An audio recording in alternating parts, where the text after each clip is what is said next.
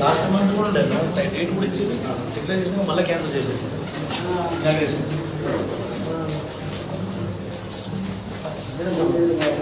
Madam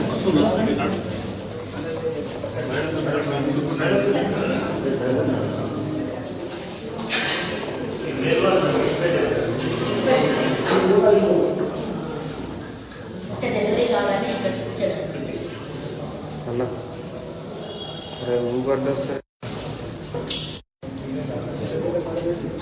attach debut చేస్తారు attach debut చేస్తారు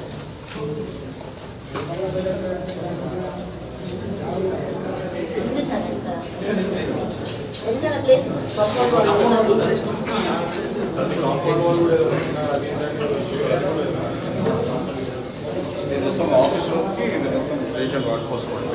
general ward అయిపోయింది కాంపౌండ్ వాళ్ళు అయిపోయింది కంప్లీట్ చేసేసి హ్యాండ్ ఓవర్ చేసింది ఈ ప్రాజెక్ట్ అది కూడా ఇంక్లూడెడ్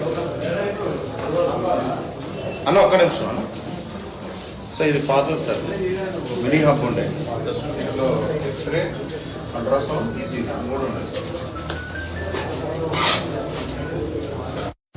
సార్ ఇక్కడ వరకు ఇంకా ఇక్కడ 2 రూమ్స్ ఉంది సార్ ఈ 2 రూమ్స్ దీని ఎక్స్టెన్షన్ కోసం అది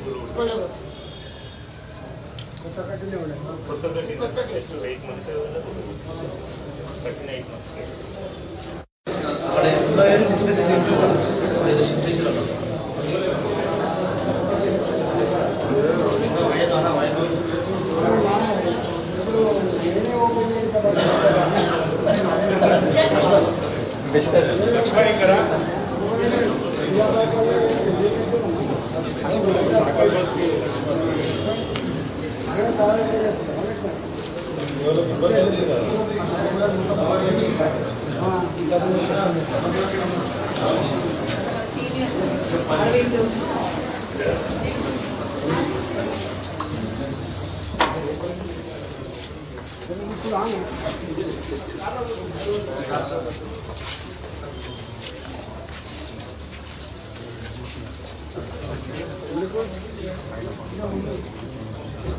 ఇద్దరి మధ్యలో వీళ్ళు ఉన్నారు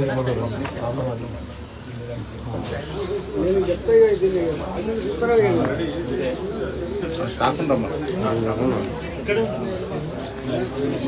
రెండు సార్లు పోస్ట్ పోండి 12 తారీఖు 19 తారీఖు లాస్ట్ మంత్ 19 తారీఖు కూడా పోస్ట్ పోండి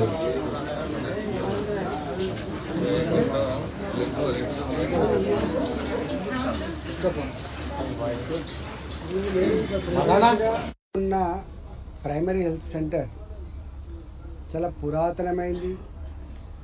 ఈ ప్రాంత ప్రజానికానికి మంచి సేవలు అందించేటువంటి హాస్పిటల్గా పేరు పొందింది.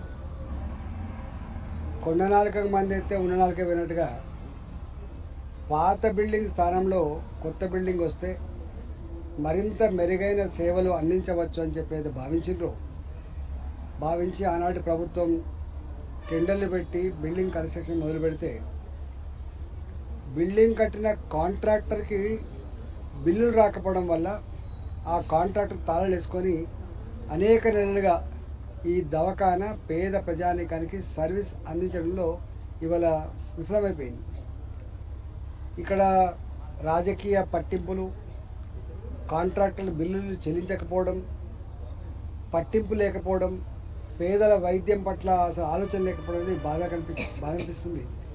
ఇవాళనే ఆరోగ్య మంత్రి గారితో మాట్లాడి వెంటనే దీన్ని ఓపెన్ చేయించే ప్రయత్నం చేస్తా అని చెప్పి మేము మనం చేస్తున్నాం. దానికోసమే ఇక్కడికి వచ్చినాం. ఇలాంటి అనేకం ఉన్నాయి. ఇంతకుముందు వేరే దవాఖాన పోయినప్పుడు కూడా అనేకం ఉన్నాయి. కాంట్రాక్టర్లకు బిల్లులు రాక హాస్పిటల్ కన్స్ట్రక్షన్ డిలే కావడం, కట్టిన దవాఖానలు అందుబాటులోకి రాకపోవడం, ఇనాగరేషన్ చేయించకపోవడం అనేది బాధ అనిపిస్తుంది. ఈ సమస్య మీద తప్పకుండా మంత్రి గారితో మాట్లాడి తక్షణమే ఈ దవాఖానా ప్రారంభించి పేద ప్రజానికానికి సర్వీస్ అందించే విషయంలో ఇక్కడ స్టాఫ్ని పూర్తిగా నియమించే, అదేవిధంగా ఎక్విప్మెంట్ కూడా పూర్తిగా